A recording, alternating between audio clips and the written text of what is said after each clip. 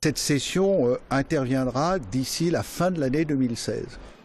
L'État s'apprête à céder la totalité de ses actifs, soit 60% dans le cadre de la privatisation de l'aéroport Lyon-Saint-Exupéry.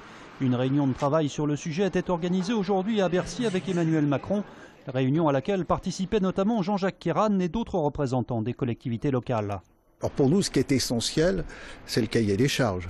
C'est-à-dire faire passer l'aéroport de Saint-Exupéry d'un statut d'aéroport très éloigné des standards internationaux, nous sommes 47e aéroport européen, à un statut très supérieur, ce qui veut dire des droits de trafic, que ceux-ci ne soient pas concentrés sur Paris.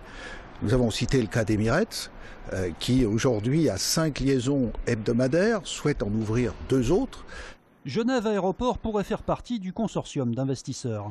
Puis nous avons toujours dit aussi qu'il fallait jouer la synergie avec Genève, en tout cas la rechercher. Genève, c'est 15 millions de passagers. Lyon, c'est 8 millions. Donc nous avons toujours souhaité qu'on puisse aller dans une réflexion commune qui desserve la région Rhône-Alpes. Genève est une porte d'entrée sur la région Rhône-Alpes. Nouvelle photochoc sur Internet suite à l'attentat de Saint-Quentin-Fallavier. Après le cliché macabre d'un policier, c'est le selfie de Yacine Sali qui est apparu ce week-end sur la toile. Sur cette image volontairement floutée, on découvre pour la première fois le visage de l'auteur de l'attaque du 26 juin dernier, posant avec la tête de sa victime. Le cliché avait été envoyé depuis le téléphone portable de Yacine Sali le jour même de l'attentat à un correspondant identifié comme un combattant français de Daesh en Syrie et a donc été diffusé ces derniers jours sur un compte Twitter apparenté au groupe terroriste État islamique. Le parquet de Paris a suspendu ce compte et a annoncé l'ouverture d'une enquête, notamment pour apologie du terrorisme et association de malfaiteurs en relation avec une entreprise terroriste. Et je compte une seconde. Un peu plus de 3 litres à mon avis. C'est extrêmement peu, c'est le minimum. Hein. La mesure se fait à l'ancienne, mais le résultat est lui sans appel. Avec la sécheresse, le débit des cours d'eau, comme ici l'Iseron, se réduit de jour en jour. Ce pêcheur est inquiet, la vie piscicole est directement menacée. Les poissons qui sont dans cette rivière, l'Iseron, c'est surtout et avant tout des truites fario. Sauvages, autochthones, je crains qu'elles ne meurent. Hein. Des truites qui craignent avant tout la hausse de la température de l'eau. Au-dessus de 16 degrés, elles ne s'alimentent plus. Si ça crevait tout, l'année prochaine on remet des truites et puis la pêche ça redémarre. Mais on perd 25 ans de truites sauvages. Vous voyez au-dessus du Pompinet, là, on n'a pas mis un seul poisson depuis 96.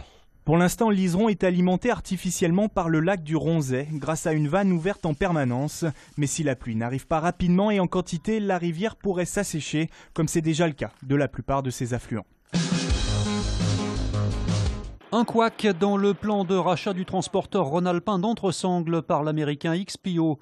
À l'issue de l'offre publique d'achat, XPO n'a pas réussi à obtenir les 95% du capital comme il le souhaitait afin de pouvoir retirer la société de la bourse.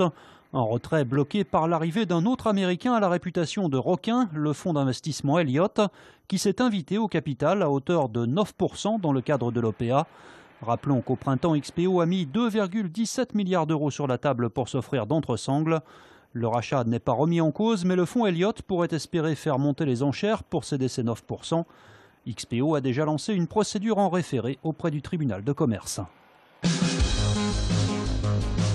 L'OL gagne enfin. Après un début de préparation marqué par 2 défaites, les Lyonnais se sont imposés 2-1 samedi au stade de Gerland face au Milan AC. Avec presque tous ses cadres, l'OL a acquis la victoire grâce à des buts de Fekir et Alexandre Lacazette. Retour réussi pour le meilleur buteur de Ligue 1 qui a confié vouloir rester à Lyon la saison prochaine, tout comme Samuel Umtiti qui lui a déjà prolongé son contrat. Prochaine étape, l'Emirates Cup qui débute à Londres ce samedi face à Arsenal. À gauche ou par là? Allez, je trouve le panneau par là. Une idée de sortie pour les enfants en vacances, le labyrinthe de maïs sur le site du lycée horticole de Pressin à Saint-Genis-Laval. Dans le labyrinthe, il va y avoir des panneaux à trouver avec des jeux sous forme d'énigmes graphiques, mots croisés, rébus.